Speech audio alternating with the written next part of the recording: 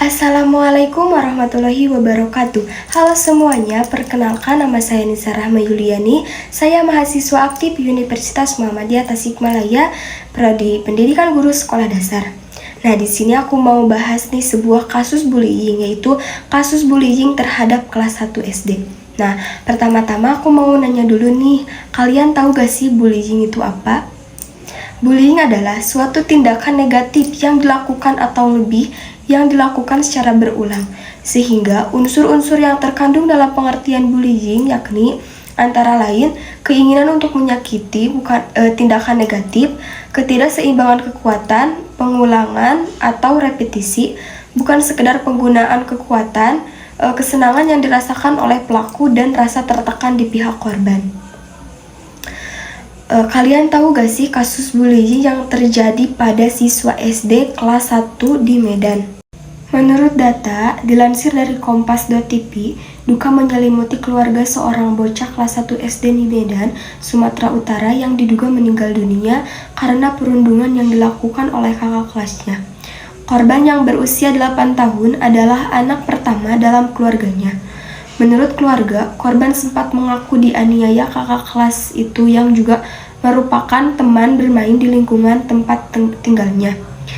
Penganiayaan terjadi Kamis pekan lalu di sekitar rumah mereka. Korban mengeluh sakit di sekujur tubuhnya, lalu dibawa ke rumah sakit. Korban meninggal dunia setelah dirawat selama sehari. Polsek Medan Kota menggelar penyelidikan dan pemeriksaan tempat kejadian perkara untuk mencari tahu penyebab kematian siswa tersebut. Dampaknya, mendapatkan penganiayaan hingga anak berusia 8 tahun itu meninggal dunia di Rumah Sakit Kota Medan Selasa malam 27 Juni 2023. Ibu korban, Yusraini, menjelaskan kronologi terjadinya bully yang dialami anaknya terjadi di sekolah di Kota Medan, Kamis siang 22 Juni 2023, sekitar pukul 11.30 WIB. Peristiwa yang dialami oleh B disampaikan korban ke orang tua tersebut. Yusraini yang hanya pedagang kaki lima di kawasan Masjid Raya Al-Masun di Jalan SM Raja, Kota Medan mengatakan korban datang ke tempat jualannya dan menceritakan apa yang dialaminya di sekolah. Usai pulang sekolah, korban yang merupakan warga Kecamatan Medan Maimun mengungkapkan kepada ibunya mendapatkan perlakuan dari kakak kelasnya atau terduga pelaku. Ibu korban mengatakan agar bully tidak terus berlanjut, ia melaporkan yang dialami B kepada orang tua kakak kelasnya tersebut. Tapi terduga pelaku membantah melakukan pemukulan korban.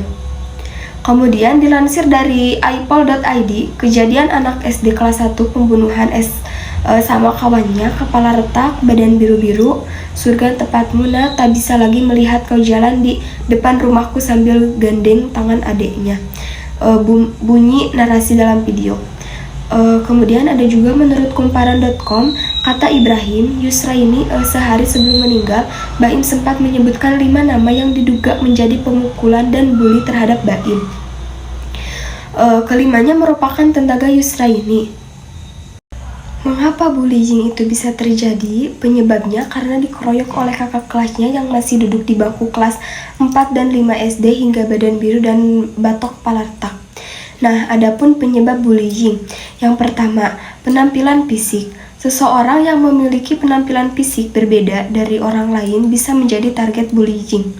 Kemudian yang kedua, perbedaan kelas seperti senior dan junior, ekonomi, gender, etnis, agama, dan ekonomi bisa memicu tindakan bullying. Kemudian yang ketiga, ada tradisi senioritas. Di sekolah sering terjadi tradisi senioritas selama beberapa generasi. Tradisi ini menyebabkan korban merasa terintimidasi karena mendapat kekerasan. Dan yang terakhir, ada keluarga. Keluarga besar yang tidak akur bisa menyebabkan tindakan bullying antar keluarga. Dari analisis data tersebut, kontak fisik langsung yaitu mengeroyok dan memukul. Kemudian, adapun faktor penyebab bullying ini yang terjadi. Yang pertama, pernah menyaksikan dan merasakan kekerasan. Jika anak atau anggota keluarga yang melakukan bullying, jangan buru-buru menghakiminya. cari tahu apakah mereka sedang memiliki masalah internal dengan keluarganya. Kemudian yang kedua ada memiliki orang tua yang bersifat permisif. Orang tua yang bersifat permisif ini atau juga serba mengizinkan dinilai menjadi salah satu alasan mengapa bullying ini bisa terjadi. Sebab orang tua dengan faktor bullying ini bisa mengawasi anak-anaknya sehingga mereka bebas untuk melakukan apapun, termasuk perundungan di luar rumah. Kemudian yang ketiga, kurangnya hubungan dengan orang tua. Memiliki hubungan atau komunikasi yang buruk dengan orang tua dipercaya dapat membuat seorang anak beresiko melakukan tindakan bullying. Dengan memiliki hubungan erat dengan orang tua, si kecil diharapkan dapat memiliki rasa kasih sayang. Dengan begitu, dirinya dipercaya tidak akan melakukan tindakan perundungan. Kemudian yang keempat, memiliki saudara kandung yang abusif.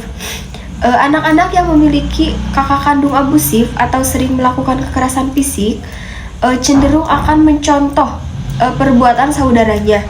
Ditambah lagi, faktor terjadinya bullying ini dapat membuat si kecil merasa tidak punya kekuatan.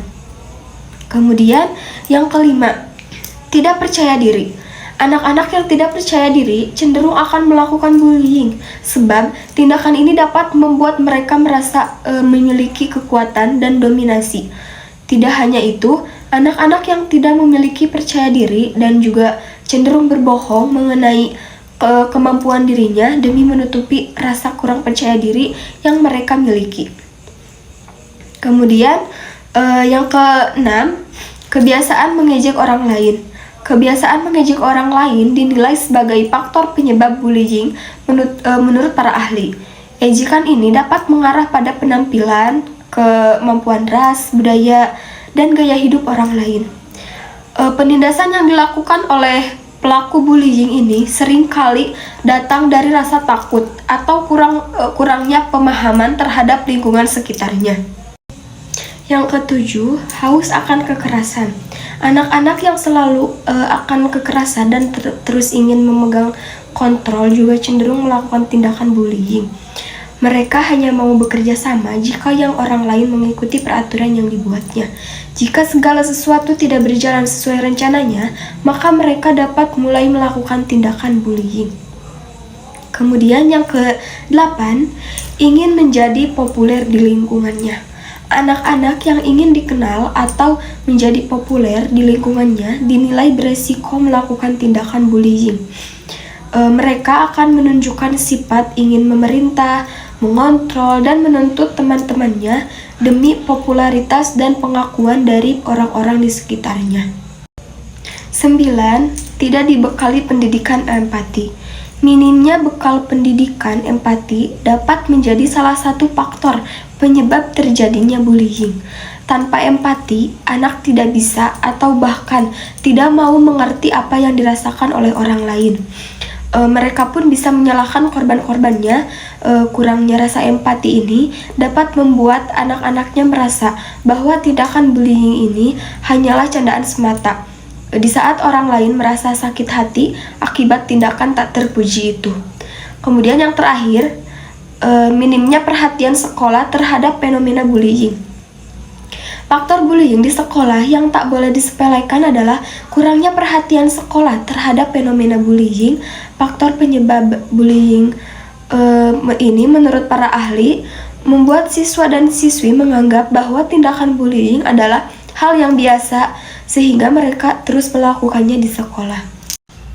Nah, di sini saya akan menganalisisnya. Yang pertama, menghormati nilai-nilai dasar. Yang kedua, empati. Yang ketiga, tanggung jawab sosial. Yang keempat, kesadaran tentang konsekuensi. Dan yang terakhir, pembentukan karakter. Bullying juga merupakan tindakan yang tidak dibenarkan oleh agama. Memang benar, korban tidak membalasnya ketika di dunia, tapi bisa jadi korban akan menuntutnya ketika di akhirat. Dan Anda perlu yakini bahwa Allah SWT tidak akan pernah melupakan tindakan kezaliman antar sesama hambanya. Allah Subhanahu wa Ta'ala berfirman dalam Quran Surat Ibrahim ayat 42 yang artinya, janganlah sesekali kamu mengira bahwa Allah Subhanahu wa Ta'ala lalai dari apa yang diperbuat oleh orang-orang yang zalim. Sesungguhnya Allah memberi tangguh kepada mereka sampai hari yang pada waktu itu mata mereka terbelalak karena melihat siksa. Bullying memiliki kaitan yang erat dengan nilai dan moral dalam berbagai aspek. Berikut beberapa kaitannya dengan nilai dan moral. Yang pertama, menghormati nilai-nilai dasar. Yang kedua, empati. Yang ketiga, tanggung jawab sosial. Yang keempat, kesadaran tentang konsekuensi. Dan yang terakhir, pembentukan karakter. Dengan mendorong dan mempromosikan nilai dan moral yang positif, sekolah dapat berperan dalam membentuk sikap dan perilaku siswa yang menghormati orang lain, menghindari perilaku bullying, dan menjaga kehidupan sosial yang sehat. Adapun solusinya, yang pertama komunikasi dengan siswa, yang kedua libatkan orang tua, yang ketiga pendidikan tentang bullying, yang keempat bentuk tim anti-bullying, yang kelima pelatihan guru, sekolah harus aktif, yang keenam penegakan aturan sekolah, yang ketujuh sosialisasi program anti-bullying, yang kedelapan pembinaan keterampilan sosial, yang kesembilan pendampingan siswa, dan yang terakhir evaluasi dan pemantauan. Ingatlah bahwa setiap kasus bullying unik dan memerlukan pendekatan yang tepat.